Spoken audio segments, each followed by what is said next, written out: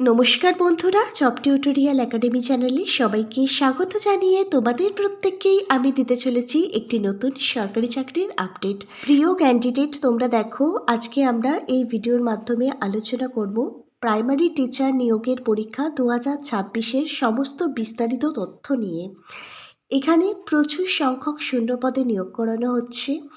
সারা ভারতবর্ষ জুড়ে তোমরা প্রত্যেকটা ক্যান্ডিডেট এখানে আবেদন করতে পারবে, ভারতবর্ষের যে কোনো রাজ্যের যে কোনো জেলার যে কোনো ব্লক থেকে। এখানে তোমরা মেল এবং ফিমেল, পুরুষ ও মহিলা সকলেই আবেদন করতে পারবে যদি তোমার মধ্যে ন্যূনতম শিক্ষাগত যোগ্যতাটি থেকে থাকে। অল ওভার ইন্ডিয়া মানে সারা ভারতবর্ষ জুড়ে এখানে 27,850টি শূন্যপদে নিয়োগ করানো হচ্ছে। এখানে ন্যূনতম শিক্ষাগত যোগ্যতা, তুমি যদি ক্লাস 8 অষ্টম শ্রেণী পাশ করে থাকো তাহলে তুমি আবেদন করতে পারবে। এছাড়া মাধ্যমিক পাস থেকে শুরু করে উচ্চ মাধ্যমিক পাশের ক্যান্ডিডেট এবং তোমরা যারা গ্র্যাজুয়েশন পাশ করেছো তোমরাও কিন্তু এখানে আবেদন করতে পারবে। এবারে সম্পূর্ণ আবেদনটি অফলাইনে নয়, তোমাদের নির্দিষ্ট সংস্থার যে অফিসিয়াল ওয়েবসাইট আছে অফিসিয়াল ওয়েবসাইটটি ভিজিট করে অনলাইনের মাধ্যমে কিন্তু সম্পূর্ণ করতে হবে। প্রিয় ক্যান্ডিডেট, তোমরা যারা এই প্রাইমারি টিচার পদে আবেদনটি করতে চাইছো, এখানে কবে থেকে আবেদনটি শুরু হচ্ছে, এখানে আবেদনের লাস্ট ডেট কী রয়েছে, এখানে কোন কোন পদে নিয়োগ করানো হচ্ছে, তার জন্য কি শিক্ষাগত যোগ্যতা চাওয়া হয়েছে, এজ লিমিট কি থাকতে হবে এখানে আবেদনটি করবার জন্য, সমস্ত এলিজিবিলিটি ক্রাইটেরিয়া সহ আবেদন পদ্ধতির প্রত্যেকটা স্টেপ বাই স্টেপ আমি দেখিয়ে দেবো বিস্তারিতভাবে আজকের এই অল্প সময়ের ভিডিওর মাধ্যমে। সম্পূর্ণ ভিডিওটা অবশ্যই কিন্তু খুব মনোযোগ সহকারে দেখবে। কোনো গুরুত্বপূর্ণ পয়েন্ট যদি মিস করে যাও আবেদনটি কিন্তু রিজেক্ট হয়ে যাবে। আর তোমাদের মধ্যে যারা কিনা চ্যানেলে নতুন দর্শক বন্ধু আছো, তোমরা যদি চাও তোমাদের প্রত্যেকটা রাজ্যের প্রত্যেকটা জেলার প্রত্যেকটা ব্লকের সরকারি এবং বেসরকারি চাকরির জব আপডেটগুলো সম্পূর্ণটাই বিনামূল্যে প্রতিদিন নিজেদের বাড়িতে বসে পেতে, তাহলে অবশ্যই কিন্তু মনে করি তোমাদেরই একাডেমি জব টিউটোরিয়াল একাডেমিকে একটা সাবস্ক্রাইব করে পাশে থাকা বেল নোটিফিকেশানটা কিন্তু মনে করে অন করে রাখবে সবার আগে বিজ্ঞপ্তির আপডেটগুলো পাওয়ার জন্য। চলো এবার তাহলে তোমাদের সবাইকে আমি দেখিয়ে দিচ্ছি প্রকাশিত হওয়া অফিসিয়ালি বিজ্ঞপ্তিটা। প্রিয় ক্যান্ডিডেট, তোমরা প্রত্যেকে অনস্ক্রিনে বিজ্ঞপ্তিটা দেখতে পাচ্ছ। তোমরা দেখো, Sarva Shiksha Abhiyan primary teacher grade 3 জন্য বিজ্ঞপ্তিটা প্রকাশিত হয়েছে। Recruitment for primary teaching staff in primary school. Primary স্কুলের প্রাইমারি টিচিং স্টাফ নিয়োগের জন্যই কিন্তু এই বিজ্ঞপ্তিটা প্রকাশিত হয়েছে। আমি একটু ডিটেলসে বিস্তারিতভাবে বলে দিচ্ছি, তাহলে তোমরা বুঝতে পারবে। তোমাদের বাড়ির আশেপাশে দেখবে অনেক প্রাথমিক বিদ্যালয় আছে যেখানে দেখবে সর্বশিক্ষা অভিযান বলে হেডিং রয়েছে। এই সমস্ত স্কুলগুলোতেই মূলত তোমাদের জব পোস্টিং হবে। এখানে তোমাদের বিভিন্ন পোস্টে নিয়োগ করানো হবে। সেই রিক্রুটমেন্টের বিজ্ঞপ্তি আজকে তোমাদের একাডেমি তোমাদের মাঝে তুলে ধরছে।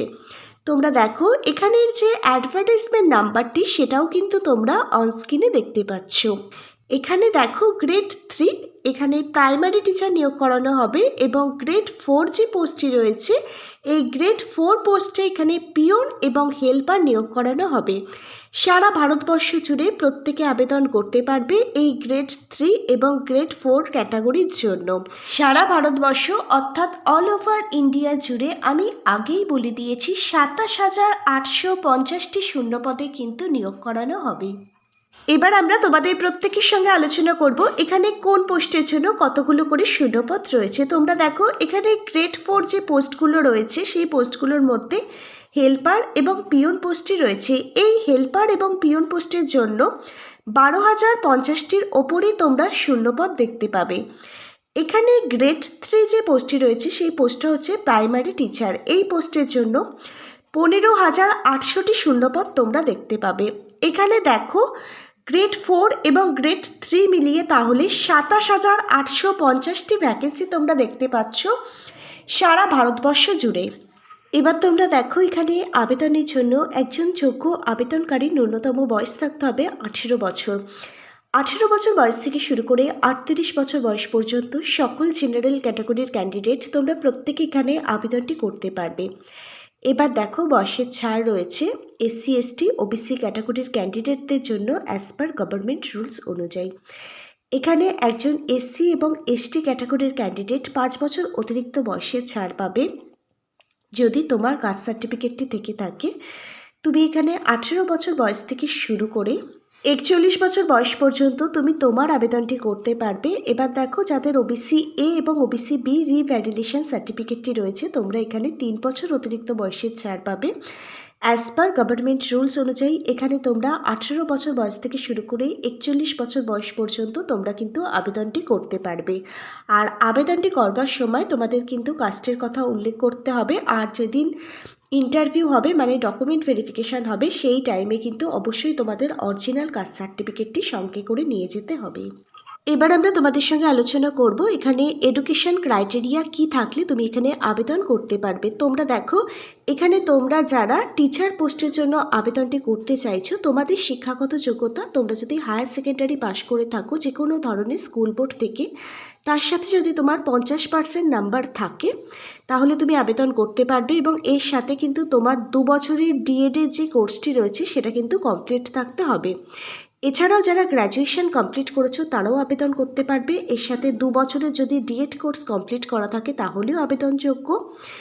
এবার দেখো এর সমতুল্য যদি কোনো পরীক্ষায় পাশ করে থাকো এবং এর সাথে যদি তুমি এনসিটিই কোয়ালিফাই করে থাকো এবং তার সার্টিফিকেট থেকে থাকে তাহলেও তুমি আবেদন করতে পারবে।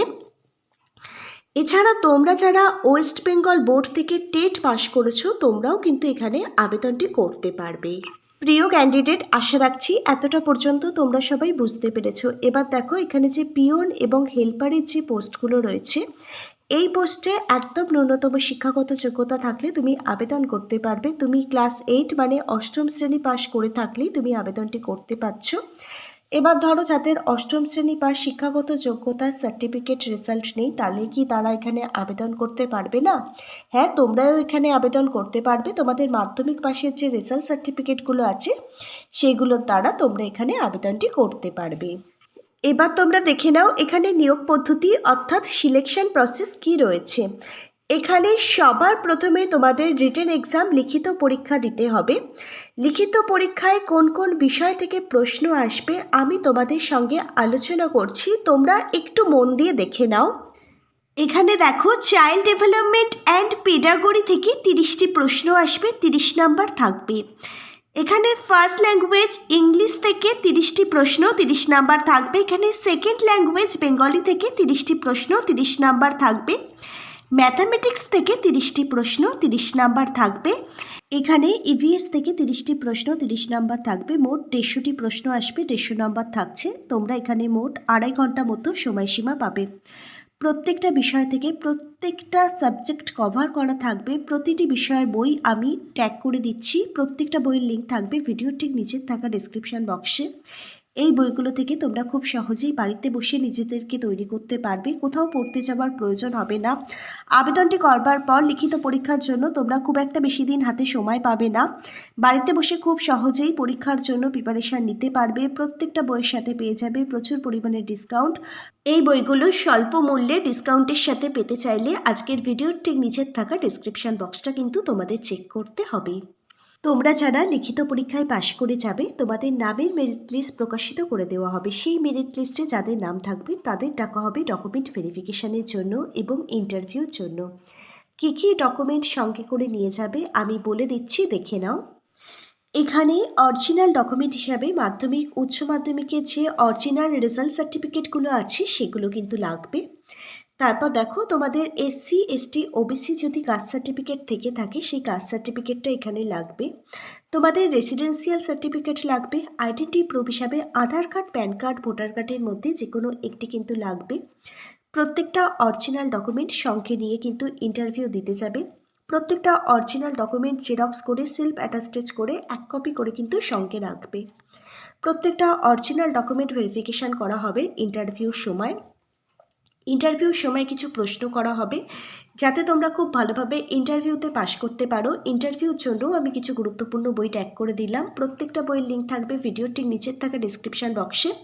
এই বইগুলোতে শেখানো আছে কিভাবে একটা গভর্নমেন্ট জবের ইন্টারভিউর জন্য নিজেকে তৈরি করতে হয়। শুধুমাত্র এই চাকরির পরীক্ষার ক্ষেত্রে নয়, অন্যান্য চাকরির যে সমস্ত ইন্টারভিউগুলো থাকবে, প্রত্যেকটা সরকারি চাকরির ইন্টারভিউর ক্ষেত্রে কিন্তু তোমাদের এই বইগুলো অনেকটাই সাহায্য করবে ইন্টারভিউর জন্য নিজেকে তৈরি করবার জন্য। রিটেন এক্সাম, তারপর ডকুমেন্ট ভেরিফিকেশান, ইন্টারভিউর ওপর ভিত্তি করে যাদের এখানে সিলেক্ট করা হবে তাদের নামের মেরিট লিস্ট প্রকাশিত করে দেওয়া হবে ফাইনাল মেরিট লিস্টটি অফিসিয়াল ওয়েবসাইটে। সেখানে যাদের নাম থাকবে তাদেরই কিন্তু এখানে জয়েনিং করে নেওয়ানো হবে।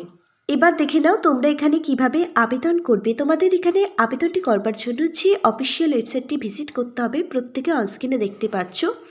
অফিসিয়াল ওয়েবসাইটটা হচ্ছে wbbpe.wb.gov.in এর যে অফিসিয়াল ওয়েবসাইট আছে, এই অফিসিয়াল ওয়েবসাইট ভিজিট করেই তোমাদের কিন্তু আবেদনটি সম্পূর্ণ করতে হবে। তবে বলে রাখি, এখনও আবেদনটি শুরু হয়নি। 10ই জানুয়ারি 2026 থেকে এখানে অনলাইন আবেদনটি শুরু হচ্ছে। আবেদন শুরু হোক, আবেদনের প্রত্যেকটা পদ্ধতি স্টেপ বাই স্টেপ আমি তোমাদেরকে দেখিয়ে দেবো। আর আবেদনটি যেদিন থেকে শুরু হবে সেদিন থেকেই কিন্তু অনলাইন আবেদনের জন্য যে ওয়েবসাইট পোর্টালটি রয়েছে সেটা কিন্তু ওপেন হয়ে যাবে। তোমরা কোন জেলা থেকে আমাদের এই ভিডিওটা দেখলে অবশ্যই নিচের কমেন্ট বক্সে তোমার জেলার নামটা এবং তোমার ব্লকের নামটা কমেন্ট করে জানিও। আমাদের কাছে যদি তোমার জেলার জন্য কোনো নতুন আপডেট আসে, আমরা নিশ্চয়ই তোমার জেলার জন্য নতুন প্রজেক্ট রেডি করে নতুন ভিডিও আনবো। আজকের ভিডিওটা যদি তোমাদের প্রত্যেকের কাছে একটি ইনফরমেটিভ ভিডিও বলে মনে হয়, অবশ্যই কিন্তু একটি লাইক করতে ভুলো না। আজকে তাহলে এখানে এই পর্যন্তই। Hare Krishna, Radhe Radhe, thank you universe, ধন্যবাদ সবাইকে।